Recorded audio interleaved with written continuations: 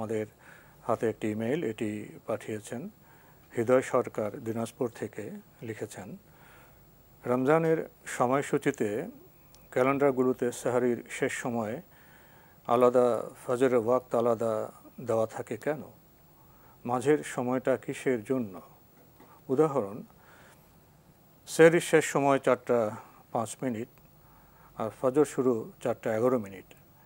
আমি কি 4:10 সেহরি শেষ করতে পারবো না? ধন্যবাদ। এবার একটি প্রশ্ন করেছেন যেটি মানে খুব বেশি মানে বিশাল পার্থক্যের ব্যাপার এমন নয়। 4 মিনিট 5 মিনিটের এই পার্থক্যের বিষয়টি মানে বড় জটিল করে দেখার কোনো কিছুই নেই। বাকি সাহরির সময় সতর্কতার কারণে হয়তো একদল উলামায়ে কেরামের ইজতিহাদ, তারা ইজতিহাদ করেছেন, সেটা হলো এই যে 4 মিনিট বা 5 মিনিট আগে মানে যাতে করে খানা শেষ করে। কারণ মানুষের প্রকৃতি হচ্ছে যখন আপনি মানে 10 বলবেন তখন থেকে 15 নিয়ে গিয়েছে। মানে যেহেতু মানে আমাদের অত মানে চাহিদার অনুকূলে থাকতে চায়, জি, সব সময় ওই সতর্কতা আমাদের নেই। সেক্ষেত্রে মানে যাতে করে কোনোভাবেই মানে সেহরির যেই নির্দিষ্ট সময় রয়েছে সেখান থেকে এক্সিড না করে, এই জন্য কেউ কেউ হয়তো 4 বা 5 মিনিট হাতে রেখে ইমসাকের জন্য একটা ভিন্ন সময় নির্ধারণ করেছেন।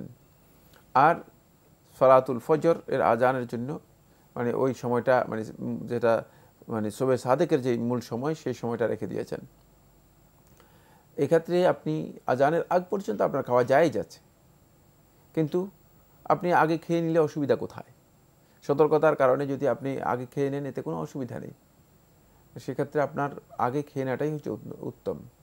কারণ আল্লাহ নবী সাল্লাল্লাহু আলাইহি ওয়াসাল্লামের সুন্নাহ দ্বারা সাব্যস্ত হয়েছে নবী সাল্লাল্লাহু আলাইহি ওয়াসাল্লাম সেহরির মাঝে এবং নবী সাল্লাল্লাহু আলাইহি ওয়াসাল্লামের সালাতের মাঝে সময় থাকতো, একটা গ্যাপ নবী সাল্লাল্লাহু আলাইহি ওয়াসাল্লামের ছিল। সাহাবায়ে কেরাম থেকে প্রশ্ন করা হয়েছে এই গ্যাপটা কতটুকু ছিল? তখন সাহাবী এর প্রশ্নের উত্তরের মধ্যে বলেছেন যে কাদরু 50 আয়াহ, 50 আয়াত তেলাওয়াত করা যতক্ষণ সময় ততক্ষণ। তো 50 আয়াত যদি আপনি এক আয়াত যদি মানে আপনি এটাকে কি বলে বেশ কিছুটা সময় লাগবে, 10 সেকেন্ডে পড়েন বা 20 সেকেন্ডে পড়েন, তাহলে আপনি 3 আয়াত পড়তে পারতেছেন। তাহলে 3 দিয়ে ভাগ করলে আপনি কত 16, প্রায় মানে 14 মিনিট বা 16 মিনিট এতটুকু সময় মানে ফারাক থাকতো, এই হাদিস থেকে বোঝা যাচ্ছে। সুতরাং এগুলো নিয়ে অনেক বাড়াবাড়ি করা আমি মনে করে থাকি যে বিশাল গলদ।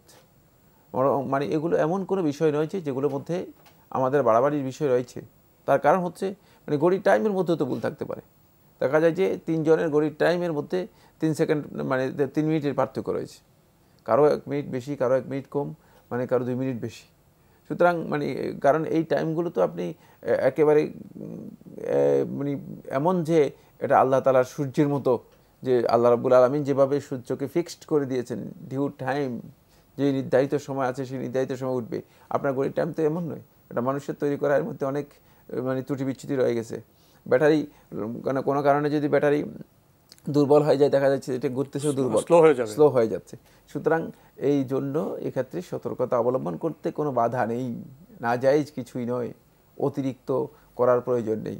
বাকি অবশ্যই আপনার জন্য জায়েজ রয়েছে, সেটা হচ্ছে শবে সাদেক উদিত হওয়া পর্যন্ত আপনি খেতে পারবেন, যেটি আল্লাহ সুবহানাহু ওয়া তাআলা কোরআন কারীমে সূরাতুল বাকারার 186 নম্বর আয়াতের মধ্যে আল্লাহ রাব্বুল আলামিন বলে দিয়েছেন। সেটা হচ্ছে যে আল্লাহ রাব্বুল আলামিন বলেন কুলু হাত্তা ইয়াতাবায়্যানা লাকুমুল খাইতুল আবিয়াদু মিনাল খাইতিল আসওয়াদি মিনাল ফাজরি, যে তোমরা ততক্ষণ পর্যন্ত কুলু ওয়াশরাবু, তোমরা খাও এবং পান করো, হাত্তা ইয়াতাবায়্যানা লাকুমুল খাইতুল আবিয়াদু মিনাল খাইতিল আসওয়াদ, কালো যে রেখা রয়েছে এই রেখা থেকে শুভ্র সাদা রেখা সুস্পষ্টভাবে ফুটে ওঠা